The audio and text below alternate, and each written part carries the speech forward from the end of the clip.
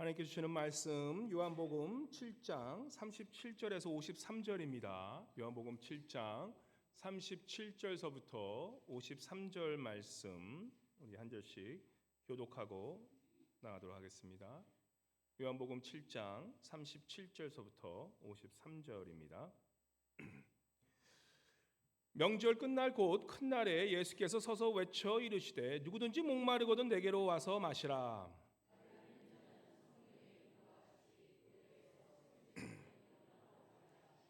이는 그를 믿는 자들이 받을 성령을 가리켜 말씀하신 것이라. 예수께서 아직 영광을 받지 않으셨으므로 성령이 아직 그들에게 계시지 아니하시더라.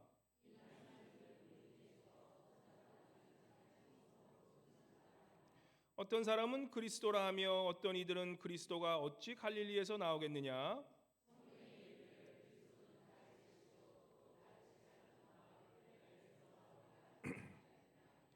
예수로 말미암아 무리 중에서 쟁론이 되니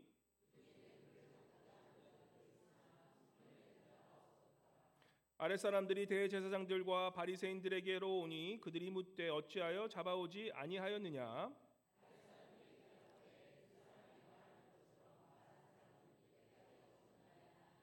바리새인들이 대답하되 너희도 미혹되었느냐. 율법을 알지 못하는 이 무리는 저주를 받은 자로다.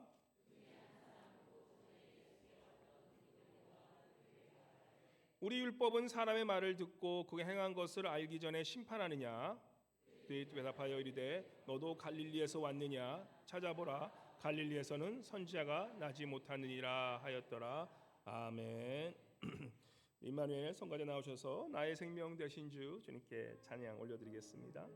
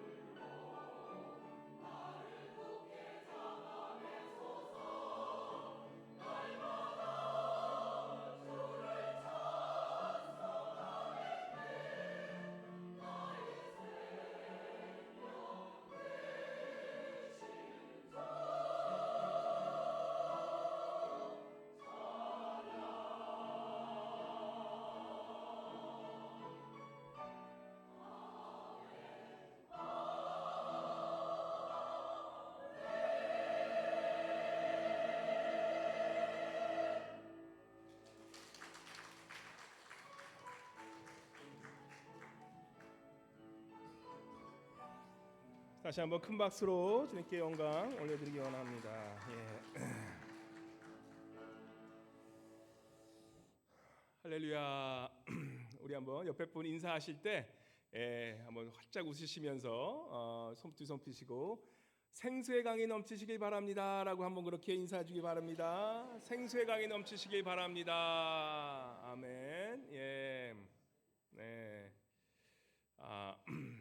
감사합니다. 오늘 비가 오는 게 참 감사해요. 왜냐면 오늘 저희가 사실 목장 바베큐를 오늘 하려고 그랬었는데 이런저런 오늘 또 특별히 대목이라 해서 많이 그 연어 잡으러 가시는 분도 계셔서 캔슬했는데 그 비가 좀 그랬어요. 생각을 바베큐를 가는 게 좋지 않을까 막 생각해 있었는데 오늘 막상 딱 비가 오고 나니까 하나님이 이래서 다음으로 또 연기하셨나 보다 생각해서 너무나 또 비가 오는데 또 감사하는 그러한 또 생각이 듭니다. 그래서 아무튼 감사하고 그런 마음으로 우리 옆에 분에게 한번 인사하실 때 다시 한번 우리 한번 이렇게 인사했으면 좋겠습니다. 성령의 촉촉한 비를 맞으세요라고, 이슬비 같은 성령의 비를 맞으세요라고 한번 그렇게 인사하겠습니다. 예. 오늘 막 시가 나옵니다. 막 여러 가지 막 이 인사말이 나와서 주체를 못 하겠는데 우리가 믿음으로 산다는 것은 무엇이냐라고 얘기했을 때 많은 정의를 내릴 수 있겠지만 사실 우리가 하나님을 찾고 우리가 하나님을 만나려고 노력하는 그러한 삶이라고 생각하지만 사실은 하나님께서 우리를 만나주는 삶인, 하나님께서 우리를 만나주시고 우리를 받아주시는 삶이 그것이 믿음의 생활입니다. 다르게 말하면 우리가 아무리 하나님을 나의 삶 속에서 초청하는 것 같지만 그 내용을 잘 보면 사실 우리가 영원한 하나님의 나라에 초청되어 들어가는 것, 그것이 우리의 믿음 생활이라는 것입니다. 이 성경도 마찬가지입니다. 내가 성경을 읽고 내가 얼마나 이렇게 성경을 많이 읽고 한다고 생각하지만 사실 이 성경 또한 내가 성경을 읽는 것이 아니라 성경이 나를 읽어질 때 우리의 삶이 변화된 것입니다. 사실 이런 분들 많이 보세요. 내가 성경 말씀을 천절을 외웠다고 성경을 줄줄줄 외우시는데 그분의 삶을 보면 성경을 외우기가 싫어져. 그런 분들이 계세요. 이게 무슨 얘기냐? 성경을 그냥 외운다 그래서 그게 나의 삶에 도움이 된다? 도움이 되긴 되겠죠, 물론. 하지만 그것이 나의 삶을 변화시키지는 않는다는 것이에요. 성경을 읽는 것이 시작이지만 결국에는 성경이 나를 읽어질 때 나의 삶이 변하고 그것이 참된 성경이 우리에게 주는 그런 목적이 된다라는 것입니다. 그래서 우리가 이 성경을 읽을 때 결국 뭡니까? 우리가 이 성경을 읽을 때에 나의 삶이 이제는 성경 안에 들어가고 이 성경이 나의 삶 속에서 사라짐으로 읽어짐으로 내가 그 성경 안에서 나의 인생이 이 영혼 속에 적혀져 있는 이 생명의 말씀, 과거 알파와 오메가인 그 예수 그리스도의 말씀이 그 평생 영원한 말씀 속에 내가 정말 점 하나 찍듯이 내가 그 말씀 속에 들어가는 것이 가서 경험하고 나갈 때 이 성경이 나의 삶 속에서 움직이기 시작하고 그러한 성경의 말씀이 나의 삶 속에서 살아 움직이는 역사가 일어난다는 것입니다. 그래서 그러한 성경이 우리의 삶 속에 살아 역사하시는 그러한 성경 읽는 삶이 되시기를 주님으로 간절히 축원합니다. 그럴 때 우리가 오늘 이렇게 말씀이 나를 성경 읽어 나가듯이 우리가 이 본문 안으로 한번 들어가기 원합니다. 우리가 성경 안으로 들어가면서 본문이 과연 우리의 삶 속에 어떤 말씀하는지 우리가 한번 같이 나누기 원합니다. 성경은 오늘 말씀은 논란 속에서 혼동 속에서 시작돼요. 우리 세상을 바라보면 참 세상이 혼동된데 주님을 믿는 사람들의 축복은 뭐냐? 아무리 그 삶의 혼동과 아무리 그런 삶의 그러한 방해가 있어도 진리, 빛을 딱 보고 가는 사람들은 그 안에 빛이 보이는 것처럼 오늘 성경 말씀에도 얼마나 많은 그런 논란과 이 시기 질투와 그런 싸움이 있음에도 불구하고 그 예수 그리스도의 진리가 딱 보이는 그런 말씀이 우리에게 다가온다는 것입니다. 그래서 오늘 이 말씀 보면 이 45절서부터면은 이 어떤 일이 벌어지냐면 역시나 이 바리새인들과 또 제사장들과 그 주변 무리들 중에서 이 논란이 일어납니다. 어떤 논란이냐라고 했을 때 40절과 41절 같이 읽어볼까요? 40절과 41절 같이 읽도록 하겠습니다. 시작. 이 말씀을 들은 무리 중에서 어떤 사람은 이 사람이 참으로 그 선지자라 하며 어떤 사람은 그리스도라 하며 어떤 이들은 그리스도가 어찌 갈릴리에서 나오겠느냐라고 하면서 예수 그리스도의 논쟁이 벌어져요. 주님께서 엄청난 그러한 이 하나님 나라의 증거를 보이십니다. 병자를 고치시고요, 그죠? 죽은 자를 살리시고, 또한 이 복음의 말씀을 통해서 사람들이 변화되고, 이러한 여러 가지 그런 기적들을 통해서 사람들이 그를 이제는 메시아라고 인정할 수밖에 없는 그런 때에, 이제 어떤 이들은 그리스도라고 하지만 또 어떤 이들은 그리스도가 어떻게 갈릴리에서 나올 수 있냐라고 얘기하는 거예요. 갈릴리에서 무슨 인재가 나올 수 있느냐라고 했는데, 참 우리 요즘 세상에 봐도 모든 그런 인재들은 큰 도시가 아니라 저 지방에서 나오는 거죠. 지방에서 나와요. 예, 우리 BTS만 보더라도 다 지방 아이들이라고 보니까, 서울 애들은 한 명도 없어. 이 미국 이 대통령 봐도 다 지방 사람들이 많아요. 한국처럼 저희 시골 이 초라한 곳에서 어떻게 메시아가 나올 수 있냐라고 얘기하는데, 42절에 보면 다윗에 살던 베들레헴에서 나오리라 하지 않느냐라고 하면서 이제 서로 언쟁하는 거예요. 이것은 뭡니까? 그 당시에 예수에 대한 지식이 없었던 것이에요. 예수님이 어디에 살아났습니까? 예수님은 나사렛 출신이라고 얘기했지만 실질적으로는 우리가 알다시피 베들레헴에서, 예수라는 게 중요해요. 우리가 예수님의 탄생은 베들레헴에서 탄생하시고 어디서 자라셨죠? 나사렛에서. 그죠? 아버지가 요셉이 그 고향이 나사렛이기 때문에 사람들이 당연히 나사렛 사람이라고 생각했지만, 예수님은 베들레헴에서 태어났었다는 것을 우리가 분명히 알게 돼요. 그래서 예수님을 잘 아는 사람은 예수가 메시아의, 성경에 얘기했던 그 메시아임을 알게 되는데, 그래서 그렇게 논쟁이 되는 거예요. 그러면서 이 사람은 나사렛 사람이니까, 그죠? 이 메시아가 될 수 없다. 서로 싸우고 있는 그런 모습 속에서 계속해서 이 46절에 보면은 아랫사람 대답하되 그 사람이 말하는 것처럼 말한 사람은 이때까지 없었나이다. 이 바리새인과 대제사장들이 아랫사람을 잡아오라고 그랬는데, 예수님이 하시는 그 말씀이 너무나 메시아적인 말씀하시기 때문에 그 사람이 차마 아랫사람이 잡아올 수가 없었던 거예요. 47절에 보면 바리새인들이 대답하되 너희도 그 예수 그리스도의 말에 속았느냐 미혹되느냐라고 얘기하면서 이 바리새인들이 어떻게 하면 이 예수를 잡아 죽일까라고 토의하고 있을 때 그 중에 한 명이 나타나죠. 바로 누가 나옵니까? 니고데모가 나와요. 니고데모는 바리새인이에요. 여기서 말씀해 보면 우리가 잘 조심해야 되는 게, 누구를 이렇게 그룹져서, 그죠?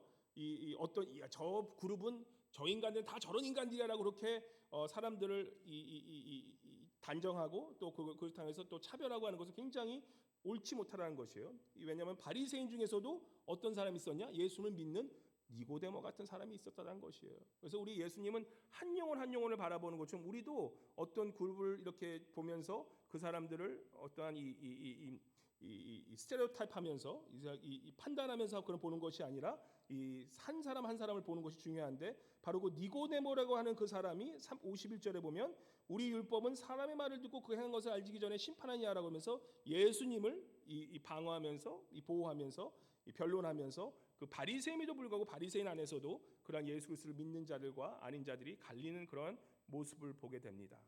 그러면서 이러한 일들 속에서 사실 왜 이런 일이 더 가중되냐라고 했을 때, 예수님이 하신 말씀이 굉장히 인간적으로 이해하기 어려운 말씀이기도 하기 때문이에요.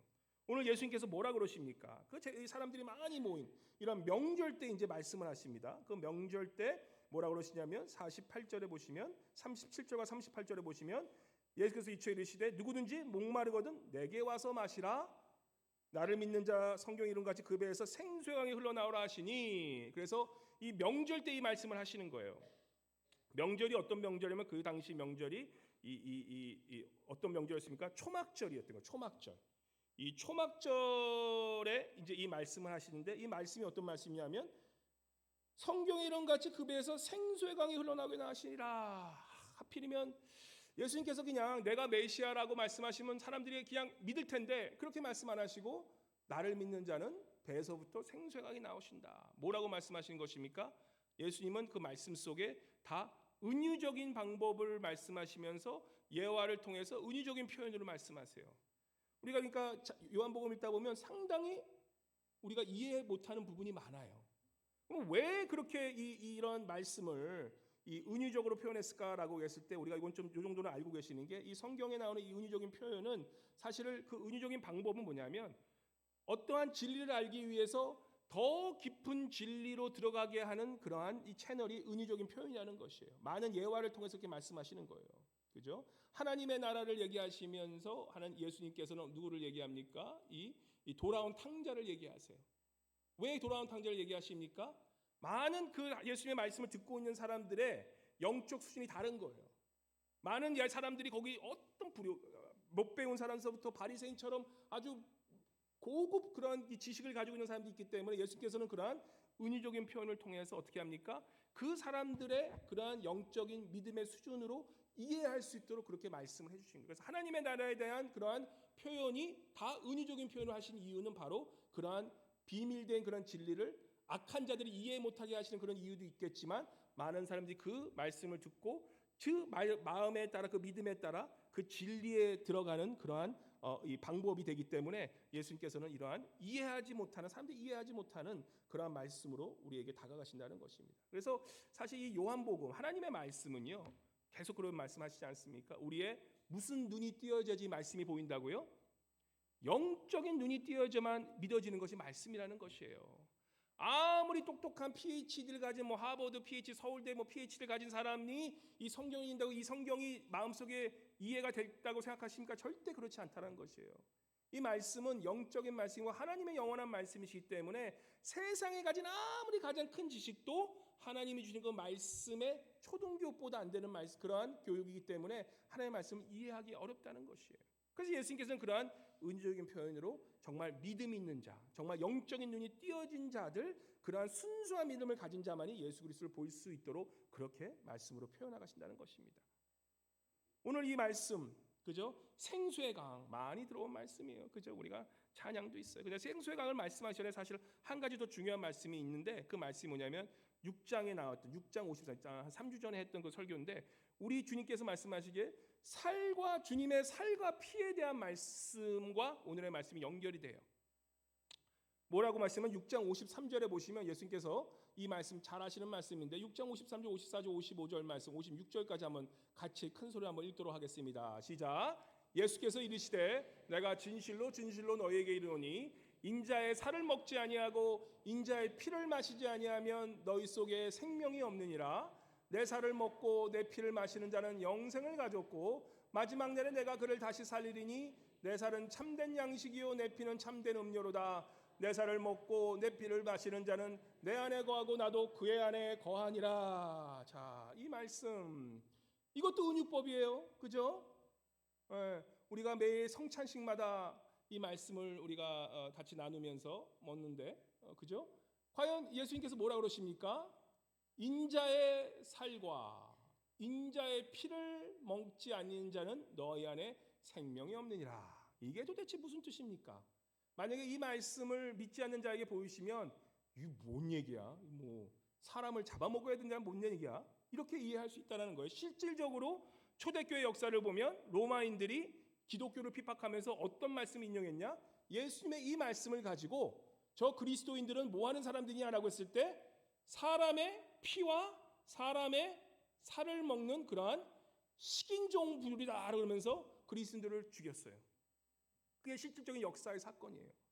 우리가 하나님의 말씀을 영적인 말씀으로 이해하지 못하면 그러한 오류를 범할 수 있고 또한 그러한 이 관점으로 볼 수밖에 없다는 것입니다. 사실 이 말씀은 우리 믿는 자에게 굉장히 중요한 말씀이에요. 그래서 제가 다시 돌아가는 거예요. 그때 표현을 했는지 안 했는지 좀 정확하게 다시 짚고 넘어가기 위해서.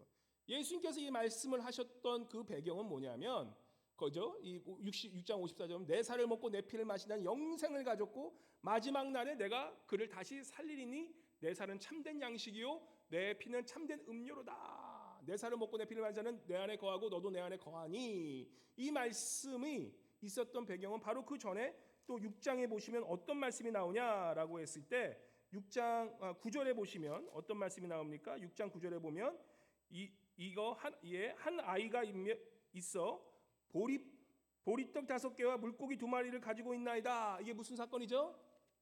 오병이어 사건이 바로 그 전에 말씀에서 하는 거예요. 오병이어 사건 때 어떤 일이 벌어집니까? 오병이어를 가지고, 그죠? 5떡과 이 2 물고기를 가지고 몇 명이 먹습니까? 5,000명의 배가 불러진 거예요. 그러니까 사람들이 지금 예수를 뭐 때문에 쫓아가는지 대충 이해가 가시죠?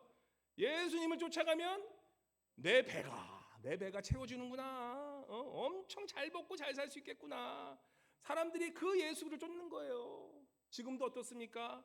뭐 미국의 대통령이 되기 위해서 사실 그 사람이 얼마나 뭐 인격적이고 뭐 성품이 좋고 그런 거 따지지 않잖아요.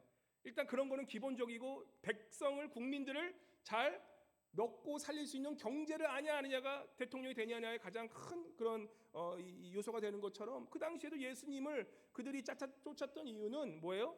예수님 쫓아가니까 오병이어 기적이 일어나네. 4배를 채울 수 있네. 예수님 많이 쫓아갔다는 거예요. 그러한 마음을 가지고 있는 그러한 육신의 그러한 정욕을 채우기 위해서 따라가는 그런 예수를 쫓아가는 그런 사람들에게 이 예수님의 이 말씀이 진리의 말씀이 딱 들어가 있는 거예요. 여러분과 저도 예외는 아니겠죠. 6장 53절 이 말씀은 사실은 이 요한복음은 그렇지만 우리가 이 말씀이 언제 이 말씀하신 그 말씀인지 아십니까? 예수님께서 마지막 뭐예요? 예? 마지막 성찬 때, 마지막 그 라스트 서퍼, 그 예수께서 그 십자가의 지식이 바로 그 전에 이 제자들에게 6장 53절 이 말씀을 하셨던 거예요. 어떻게 그렇습니까? 이 마지막 만찬이 있기 전에 예수님께서 그 제자들을 불러 한 사람 한 사람을 다 이 발을 씻기고 나서 예수님께서 이 말씀, 나의 떡과 나의 살을 함께 마시라, 나의 살과 나의 피를 마시라, 이 말씀해 주시는 거예요. 그래서 이 말씀을 이해하기 위해서는 우리가 예수님께서 하셨던 그 장소, 그곳이 어디였는지 중요하고 또 예수님께서 그 말씀하셨던 그 때가 중요하게 되는 것이에요. 예수님께서 바로 무엇 하기 전에 이 말씀을 제자들에게 하셨습니까? 다시 말씀이지만 바로 유월절 십자가에 달리기 바로 직전 최후의 만찬 때에 제자들의 발을 씻기시면서 바로 오늘 이 말씀, 내 살을 먹고 내 피를 마신 자는 영생을 가졌고 마지막에 내가 그를 다시 살리려니. 자, 그러면 여기서 이제 다시 물어볼게요. 한번 스스로에게 물어보시기 바랍니다. 신앙생활 이제 오래 하셨으니까 이 정도는 이해하셔야죠, 그죠? 내 살과 내 피가 무엇입니까? 지금 예수님께서 떡과 잔을 마시게 하시면서, 그죠? 떡과 잔을 마시게 하시면서 그 떡과 잔을 먹는 것이 과연 내 장과 내 피와 내 몸을 살리는 것입니까? 아멘. 예. 이거 좀 생각 좀 해보시라는 거예요. 예수님께서 왜 나의 살과 나의 피를 마셔야만 너희가 영생을 가져야 되냐? 그러면 예수님이 주시는 그 우리 성찬식 때 내 그 떡과 그 잔만 많이 먹으면 내가 영생을 얻을 수 있는 것입니까? 아니겠죠. 좀 생각하시라는 거예요. 좀 생각하시라는 거예요. 그러면 여기서 말씀하시는 그 살과 피는 뭐라고 생각하십니까? 네, 이렇게 좀 좋아요. 아주 좋아요. 생각하셔야 돼요. 그냥 들으시면 안 돼요. 예수님께서 바로 이 말씀을 하시기 직전 그 이후에 뭘 하십니까? 십자가에서 죽으시는데, 그러면 죽으실 때 어떻게 죽으세요? 내 몸과 내 피를 다 흘리심으로써 나의 죄를 어떻게 하십니까? 다 속량시켜주고 다 용서해주시고 다 속해주시고 다 깨끗게 하시고 나서 그가 부활하심으로, 그죠? 그러면서 나의 살과 나의 피를 먹는다는 것은 무엇입니까? 바로 복음적으로 돌아가면 예수 그리스도의 죽으신, 예수 그리스도 친히 그의 몸과 그의 살을, 그의 피를 십자가에 흘리시고 누구를 위해서?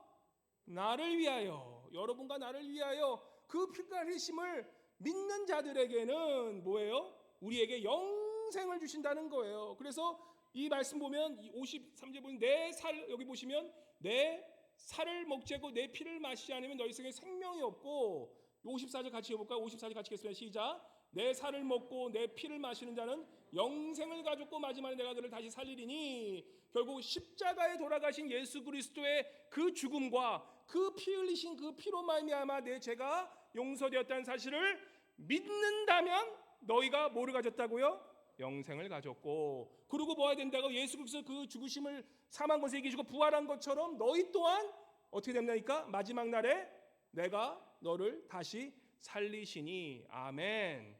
그래서 예수 그리스도의 살과 피를 마신다는 것은 무엇이냐? 결론적으로 내가 예수 그리스도의 그 십자가에서 흘리신 그 몸과 그 피를 내가 믿느냐? 그것을 믿으면 너희가 영생을 얻었고 너희가 죄를 사함 받고 너희가 이제는 영원토록 부활하여서 하나님 나라에서 함께 주님의 백성으로 살겠다라는 그 약속을 오늘 이 말씀에서 숨겨진 영적인 영어로 가르쳐 주신다는 것입니다. 이것을 깨달은 자가 얼마나 복받은 인생인지. 그런데 그 당시 유대인들은 이것을 깨닫지 못하죠. 많은 사람들이 지금도 기독교인들이라고 하면서 요한복음의 말씀을 읽지만 깨닫지 못한 사람들이 많아요. 살과 피를 떡을 많이 먹어야 되겠네. 어떤 분은 그래서 잔을 한 3잔 마시는 분도 계세요. 농담입니다. 한 잔씩 마시죠. 근데 사실 이 말씀의 그 해석으로 말미암아 이 교회 역사로 보면 장로교와 감리교가 갈라져요. 웨슬리안 쪽의 신앙과 또한 이 장로교의 칼비니즘이 갈리는 모습이 바로 이 말씀의 해석으로 말미암아요. 이 특별히 카톨릭이나 이런 쪽은 그 떡과 살 안에 예수 그리스도가 있다고 믿는 것이고, 또 어떤 부분은 그 떡과 살은 단지 예수 그리스도의 십자가의 그러한 죽으심을 의미하는 것인데, 그것을 믿고 우리가 그 떡과 살을 먹으면 바로 우리가 예수님의 그러한 죽음에 동참하시라고 그렇게 말씀하시기 때문에 사실은 신학적인 그러한 이 논란이 있을 수도 있지만, 우리가 그런 것을 떠나서 근본적인 것은 바로 뭡니까? 예수 그리스도의 살과 피를 마신다는 그 의미는 뭐예요? 예수 그리스도의 흘리실 그 십자가의 피와 그 죽으신 희생, 몸을 주신 희생을 여러분과 제가 믿느냐에 따라서 영생이 달려져 있음을 믿으시기 바랍니다. 그게 중요한 사실인 거예요. 이 중요한 말씀을 은유법으로 말씀하시니 도대체 이해가 가나? 그죠? 그러한 순간 속에서 지금 예수님께서 오늘 또 다른 이해하지 못하는 말씀을 하시는 거예요. 뭐라고 말씀하십니까? 오늘 이제 본문 말씀으로 들어가시면 7장에 보시면 37절, 명절이 끝날 곧 그날에 예수께서 와서서 외쳐 이르시되 누구든지 목마른 내게로 와서 마시라. 이 명절이 어떤 명절이었냐면 그 당시에 이 초막절이었어요. 초막절. 이 초막절의 명절 때 이 예수님께서는 지금 이 말씀을 하고 계시는 것입니다. 이 초막절이 어떠한 이 계절이면 초막 짓는 절이에요. 그 이스라엘 백성들이 언제 초막을 졌죠? 광야 생활할 때, 그죠? 옛날 그 애굽에서 이스라엘 백성들이 광야에 이제 출애굽하고 나서 거기서 이 광야에서 초막을 짓고 텐트를 짓고 거기서 이제 생활하면서 하나님이 주시는 만나를 먹고 살았어요, 그죠? 그래서 그 이스라엘 백성들은 그러한 하나님의 은혜를 잊지 않기 위해서 그 초막절을 지으면서 이 초막을 짓고 거기서 일주일을 살면서 그러면서 하나님이 주신 그 은혜를 기억하는 거예요. 그 초막절도 시기가 딱 그 이제 추수하는 절기이기 때문에 가을 절기이기 때문에 그 가을 절기에 추수를 하면서 7일 동안을 초막절을 지고 8일째 이제 이 예배를 드리면서 이제 그것을 마치게 되는데, 이 초막절도 마지막 날에는 뭘 하냐면 아무래도 이 농사를 지었고 또한 이 농경 사회이기 때문에 이 물이 얼마나 귀합니까? 그래서 이 농사가 잘 되고 추수를 잘하기 위해서는 이 비가 오는 것을 굉장히 바라면서 그렇게 기도하는 사막 지역이기 때문에, 그래서 그러한 이 예배를 드렸기 때문에 이 초막절 말에는 이 비에 대한 물에 대한 그 갈증이 엄청 심했던 바로 그 명절 때에 그때에 예수께서 서서 외치르되 뭐라고 하십니까? 누구든지 목마르거든 내게로 와서 마시라. 생각해 보십시오.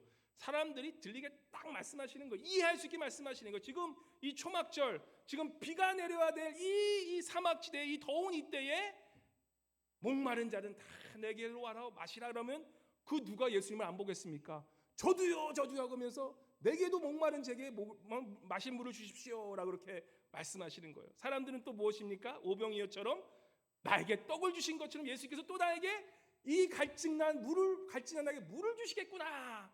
할렐루야. 교회 많이 나오신 분들이 하나님 잘 믿으면 아이고 저 재물도 주시고 아들 복도 주시고 자식 복도 주시고 그러고 오지 않습니까? 똑같은 말씀이에요. 먹을 것도 주시고 음료수도 준다는데 내가 왜 하나? 그러고 사람들이 가는 거예요. 그럼 예수님께서 말씀하십니다. 38절에 나를 믿는 자는 성경의 이름과 같이 그 배에서 생수의 강이 흘러나오게 하리니. 이건 또 무슨 말씀입니까? 물 달라는 줄 알고 왔더니만 갑자기 예수님께서 영적인 말씀으로 확 바꾸시는 거예요. 이해가 가지 않죠. 그러니까 여기 싸움이 생기는 거예요. 이게 도대체 무슨 얘기냐? 이 성경의 이 생수의 강은 이 강, 물, 생수 굉장히 물은 중요합니다. 그죠? 우리가 사실 이 말씀 딱 읽으면 벌써 생각나는 찬양이 하나 있죠. 무슨 찬양이 있죠? 내게 강 같은 평화. 그죠? 기억나시죠? 한번 좀 피곤하신가? 날씨가 좀 그래서 그런가? 주무시는 분이 많아서 한번 찬양 한번 신나게 한번 해볼까요? 우리 첫 1절만 해볼 거예요. 내게 강 같은 평화 한번 해보겠습니다. 시작. 내게 강 같은 평화, 내게 강 같은 평화, 내게 강 같은 평화 넘치네. 할렐루야. 거기까지만 더 찬양하고 싶겠지만 설교보다 찬양이 훨씬 좋으시죠. 아무튼 근데 뭐 이 말씀 우리 찬양 우리 어렸을 때 제가 주일학교 때 이 찬양 매일 불렀어요. 근데 이게 사실 문화적으로 이 문화적인 그런 찬양으로 그죠? 이 잘하신 분들은 이 말씀 잘 이해하지 못해요. 저도 잘 이해하지 못했어요. 우리가 성경으로 말씀을 이해해야 되는데 이런 찬양으로 듣는 것에서 계속 들으신 분들은 이 말씀을 들으면 강 같은 평화 그죠? 예수님 믿으면 우리 안에 강 같은 물이 흐르고 알싸싸 그렇게 그 정도만 아는 수준인 것이 된 것이에요. 예수님께서 이 말씀을 하신 포인트를 놓쳐버리고 사는 거야. 그냥 내게 강 같은 평화 좋아요. 내게 그 흐르는 생수가 넘치는 거 좋아요. 여러분에게 묻겠습니다. 오늘 성경 읽으신 거 보지 마시고 강 같은 평화 생수의 강이 뭡니까? 얘기하지 마세요. 자기로만 알고요. 자기로만. 성경을 읽고 나서도 그 얘기를 이해를 못 하잖아요. 그죠? 우리는 그건 뭔지 알아. 대충 뭔지 아는데 정확히 모르겠어. 생수강이 좋은 건 알아. 예수님 믿으면 우리 안에 기쁨과 생수강이 넘치는 거 우리 너무 그것만 바라는데 예수님께서 말씀하신 의도하고는 완전 다른 의도로. 성경에서 물이라는 것은 사실 굉장히 중요한 의미가 있습니다. 이 물은 성경에서 물은 어떻게 보면 잘 보면 하나님께서 이 물로 인간에게 복을 주시기도 하고 물로 이 하나님이 심판하시기도 하세요. 이 470 성경의 물이라는 말이 생수한 말이 473번이 나옵니다. 473번이 나오는데 하나님께서 이 강이 에덴에서 나와서 생명의 근원이 되시면서 물이 생명의 근원이 되기도 하지만 노아의 홍수를 통해서 그 물로 또다시 인간을 심판하는 그래서 물이란 이 단어는 굉장히 이 생명과 연관이 된 그런 말씀이에요. 그리고 오늘 이 본문 말씀하시기 이 말씀의 때도 초막절 비를 기다리는 생수의 그런 비를 기다리는 그러한 순간에 예수님께서 목마른 자는 다 내게로 오라 말씀하시는 것이에요. 그런데 예수께서 말씀하신 의도가 무엇이냐? 그죠? 내 생각이 아니라 찬양이 하는 얘기가 아니라 사실 아까 그 찬양의 그 진리의 말씀만 오늘 이 본문의 말씀 39절만 딱 있었으면 우리가 이것을 찬양을 조금 이렇게 이해했을 수 있는데 그 얘기는 없고 그냥 생수의 강에 강강강에 그렇게 불렀던 거예요. 근데 성경은 예수님께서는 그 말씀을 한 영적인 이유가 있다라는 것이에요. 그 말씀이 뭐냐? 39절 더 이상 돌리죠. 39절 같이 읽어보겠습니다. 시작. 이는 그를 믿는 자들이 받을 성령을 가리켜 말씀하신 것이라. 뭐라고요? 예수의 살과 피를 먹어야지만 영생을 얻는다는 것이 십자가 그 은혜를 그 복음의 진리를 말씀하신 것처럼 생수의 강은 다른 것이 아니라 우리가 예수님 믿으면 내 기분이 좋아지고 내가 어떻게 좀 업되고 내 다운된 기분이 좋아지고 그런 수준이 아니라는 것이에요. 나를 믿으면 뭐예요? 너의 뱃속에서부터 생수의 강이 넘치는데 그 생수의 강이 뭐라 그럽니까? 바로 성령님을 가르치신다는 거예요. 성령님. 예수님께서는 이 말씀을 통해서 구약에서부터 말씀했던 그 약속, 그 요엘서에서 나오는 그 약속, 예수님께서 말씀하셨던 그 성경에 나오는 그 약속에 대해서 오늘 이 말씀을 하고 계시다는 것입니다. 이 요엘서 2장 28절과 29절은 우리가 잘 아는 말씀입니다. 그 후에 내가 내 영을 내 성령을 만민에게 불러주시니 너희 자녀들이 장래를 말할 것이며 너희들은 꿈을 꾸며 너희 젊은이는 이상을 볼 것이며 그래서 그 위에 하나님께서 약속하신 그 성령을 예수님께서 말씀하시면서 너희가 나를 믿으면 뭐예요? 그 말씀하신 그 성령을 만민이 받는 그 성령을 너희가 받을 것이라는 그 약속을 이 말씀을 통해서 이루시고 계시다라는 것입니다. 그런데 말씀해 보면은 예수께서 영광을 받지 않으셨으므로 성령이 아직 그들에게 계시지 아니하므로 그죠? 그래서 아직까지 예수님께서 십자가에서 이제 죽으시고 부활하셔서 이 하늘에 올라가시기 전이시기 때문에 그들이 나중에 우리 알게 되지만 오순절이 돼서야 이제는 그곳에서 마가의 다락방에서 기도하면서 성령을 받는데 바로 그 때가 되지 않으셨기 때문에 아직 그 진실들을 모르고 있는 그런 사실이에요. 그럼에도 불구하고 예수님께서는 지금 뭐라고 말씀하시냐면 바로 나를 믿는 자는 성경에 같이 그 배에서 생수의 강이 흘러나오다 하신다는 거예요. 배에서 어디서 생수강이 넘친다고요? 생수강이 배에서 넘친다고 얘기하는 거예요. 이 배라는 의미도 잘 우리가 보면은 바로 인간들이 원했던 그거를 표현하신 거예요. 인간들이 예수 그리스도를 따랐던 이유는 뭐예요? 오병이어 기적. 오병이어를 왜 따랐습니까? 오병이어를 보면서 예수를 왜 따랐습니까? 내 배 채우려고. 내 배 채우려고.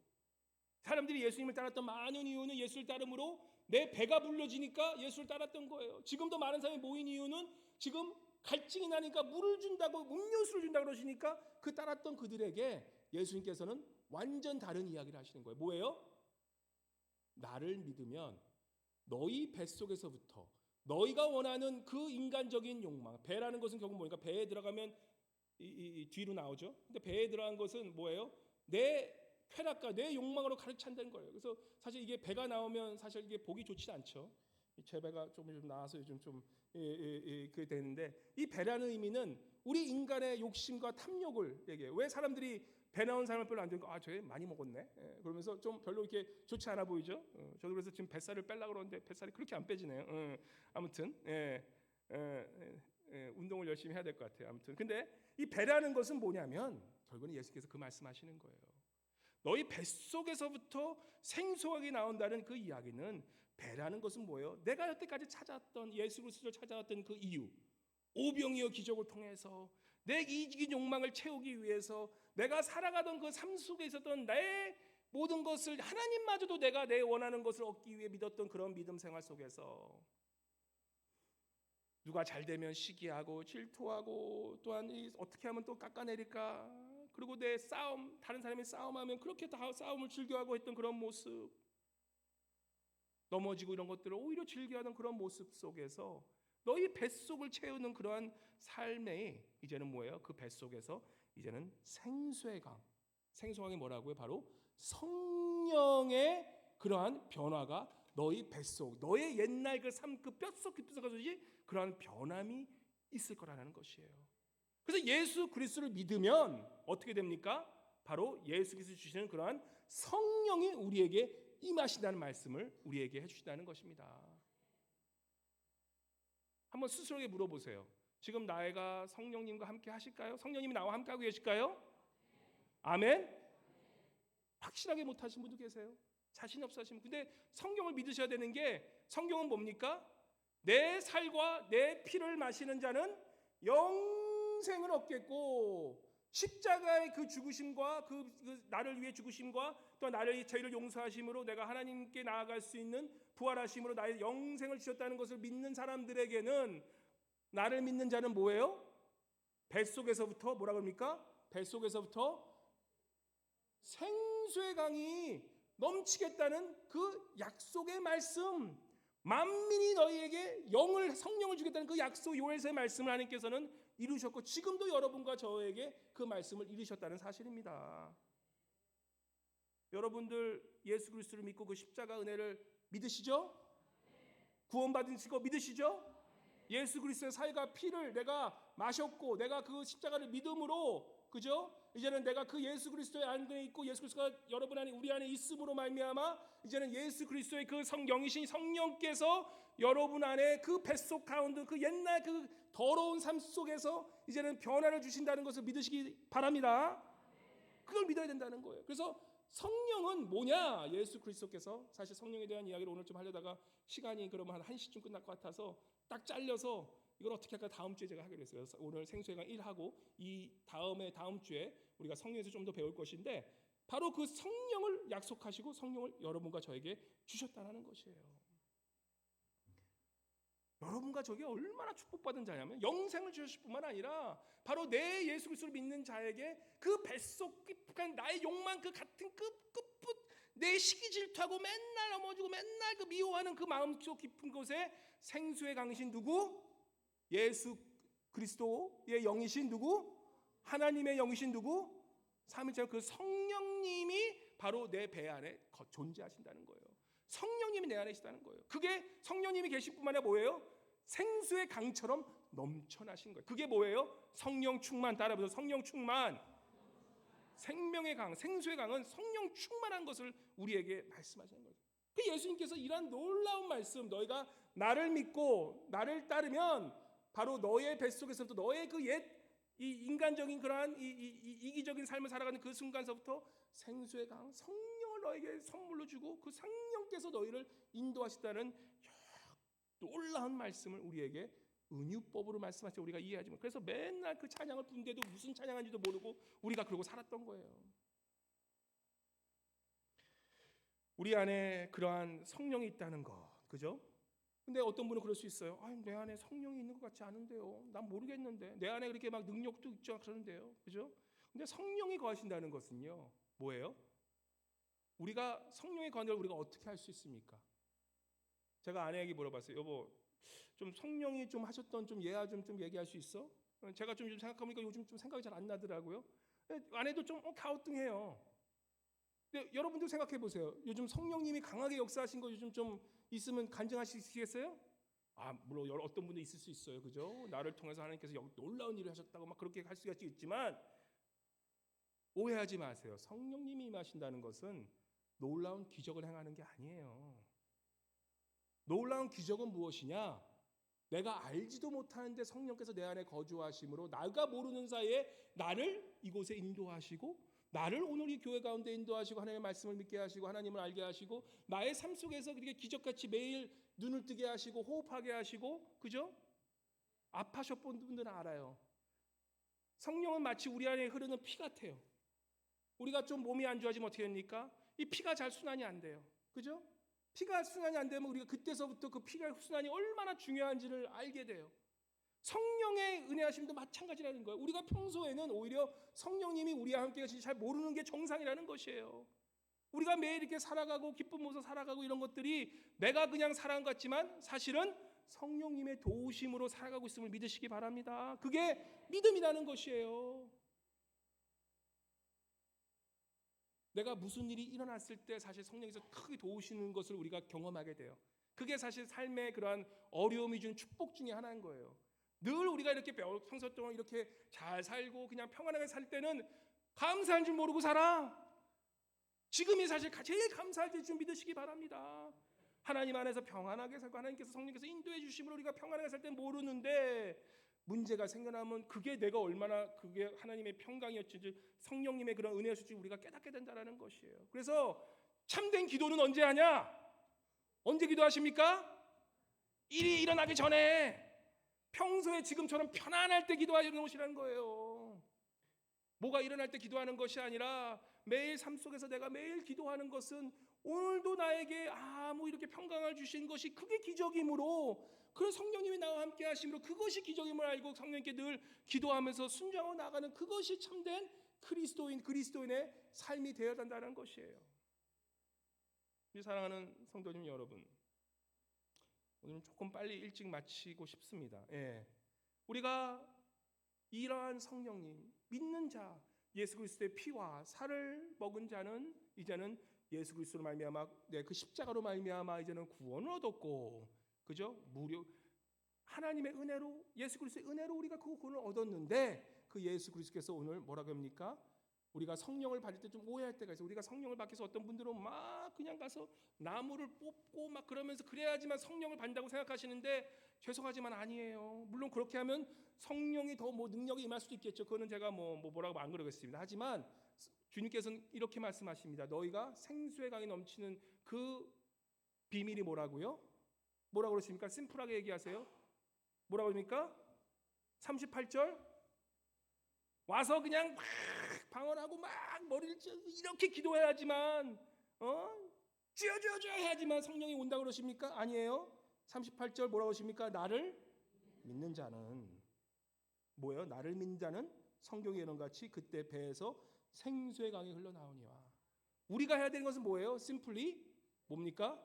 예수 그리스도를 믿어야 된다는 것이에요.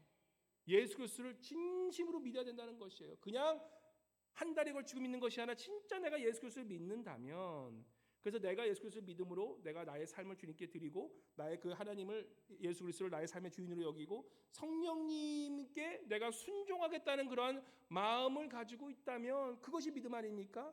내 행동과 나의 삶은 따르지 않으면서 내 말로만 믿는 것이 아니라 나의 삶이 나의 말과 이 어린 연행일치하면서 내 삶이 그러한 삶으로서 순종하고 나갈 때 바로 생명인 생수의 강인 성령께서 우리와 함께 하신다는 것이에요.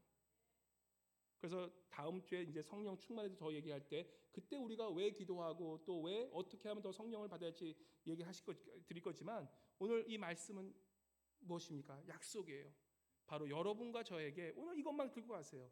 여러분과 저에게는 성령이 없다고 생각하시는 분들조차도 예수 그리스도를 믿는 그것이 바로 성령의 도움 없이는 믿지 못하셨기 때문에 바로 성령이 여러분 안에 거하심을 믿으시기 바랍니다. 그 성령이 거하실 때 우리 안에 우리가 그 기쁨으로 성령이 주는 그 기쁨으로 살 수 있다라는 것이에요. 제가 마지막 말씀 읽겠습니다. 나야가라 폭포 많이 가보셨죠? 나야가라 폭포 많이 가보셨어요. 또 나야가라 폭포 못 가신 분들은 또 큰 폭포, 뭐 한국에 있는 뭐 제주도에 있는 그죠? 뭐 폭포들 많잖아요, 그죠? 거기도 못 가보셨으면 여기 이거 썬더볼 여기 볼 가시면 여기 썬더볼 가시면 오늘 끝나고 한번 가보세요. 폭포가 막 흐르잖아요, 그죠? 근데 어떤 분들은 그 폭포가 흐르는 거 보면서 시원하다 그러고 그냥 가시는 분이 계신 반면, 그죠? 정말 내가 목이 마르면 어떻게 됩니까? 그 폭포수 밑에 저 내려가 봤어요. 저 썬더폴 저기 내려가 봤어요. 내려가서 거기 안에 흐르는 그 물을 발을 딱 적셔 보니까 온몸이 그냥 그 순간에 확 얼더라고요. 그죠? 네. 바로 성령이 우리 안에 계신다는 것이 무슨 뜻이냐면 이 성령의 역사는 정말 이 나야가라 폭포처럼 엄청난 그런 물이 흐르고 있다는 걸 한번 상상을 해보세요. 그러한 성령의 능력이 우리 안에 흐르고 있고 그러한 성령의 기쁨과 평강이 우리 안에 흐르고 있어요. 근데 우리가 그것을 어떻게 됩니까? 그냥 멀리서 아이고 좋다, 아이고 좋네 그러고 있는 것이 아니라는 것이에요. 우리가 우리의 발을 움직여서 바로 그 물 밑에 내려가서 그 폭포수를 한번 만져보시라는 거예요. 그러면 그 안에 그 시원함이 우리한테 싹 다가오는 것처럼 우리가 성령 충만하는 것은 뭡니까? 우리가 성령께서 하신 그 능력을 내가 그 성령과 접해진다는 것이에요. 그 성령이 접해지기 위해서 어떻게 합니까? 구하라 그러면 주실 것이요, 찾으라 그러면 찾을 것이요, 두드리라 그러면 열릴 것이라. 그러면 내가 그 좋으신 하나님 아버지 너에게 성령을 주시지 않겠느냐. 바로 그렇게 찾고 구하고 기도하면서 성령께 내 삶을 맡겨드리는 것. 내가 중심되면서 성령을 체험한다, 그건 말도 안 되는 얘기. 그거는 내 생각일 뿐이에요. 죄송합니다. 정말 성령에 내가 취하고 싶으면 나를 하나님께 내어드리고 나를 회개하고 내 욕심과 내 배때기를 좀 회개하고 내 안에 있는 것을 회개하고 하나님께 맡겨드릴 때 바로 그때 성령의 그러한 나야가라 폭포처럼 역사하시는 그 성령의 역사하심이 여러분과 저에게 임하실 줄을 주님의 간절히 축원합니다.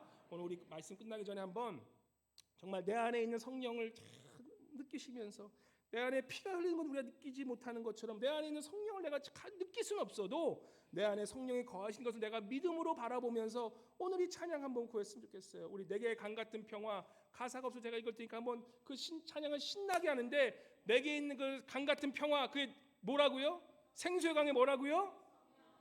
예수 그리스도의 십자가를 믿고 구원받은 자들이 받는 성령의 선물이라는 것이에요. 그래서 여러분과 저희 그런 성령이 계시기 때문에 그 성령 때문에 내가 오늘 기쁩니다라는 그 마음으로 한번 우리 내게 강 같은 평화 함께 박수 치시면서 함께 찬양하겠습니다. 시작. 내게 강 같은 평화, 내게 강 같은 평화, 내게 강 같은 평화 넘치네. 내게 바다 같은 사랑, 내게 바다 같은 사랑, 내게 바다 같은 사랑, 내게 바다 같은 사랑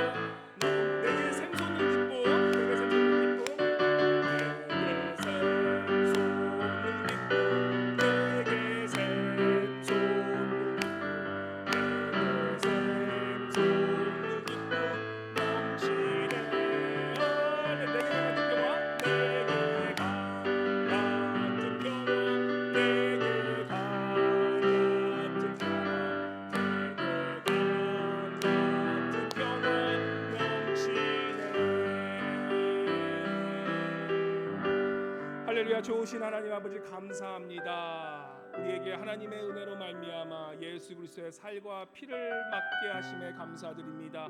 예수 그리스도의 그 피 흘리심과 우리를 위해 희생하신 그 몸을 우리가 생각하며 그 예수 그리스도를 믿음으로 우리에게 영생을 주실 뿐만 아니라 그 예수 그리스도의 그 십자가를 믿는 모든 사람들에게 그 뱃속 깊은 곳에서부터 이제는 생수의 강이신 성령님을 알게 하심에 감사드립니다. 아버지의 살아가 더욱더 정말 나를 버리고 예수 그리스도를 따르고 예수 그리스도를 믿음으로 우리가 성령님과 늘 동행하는 삶을 살게 도와주시고 우리의 삶 그 한순간 한순간이 우리 성령님의 도움 없이는 내가 살 수 없다는 것은 늘 입으로 시인하며 우리 성령님과 동행하며 한 주도 정말 주님이 주시는 성령이 주시는 그런 기쁨과 평강과 감사와 영광으로 가득 찬 한 주가 될 수 있도록 이 시간 함께하여 주시옵소서. 우리에게 생수의 강을 주신 예수 그리스도를 찬양하며 모든 말씀 살아계신 주 예수 그리스도로 간절히 기도드리옵나이다. 아멘.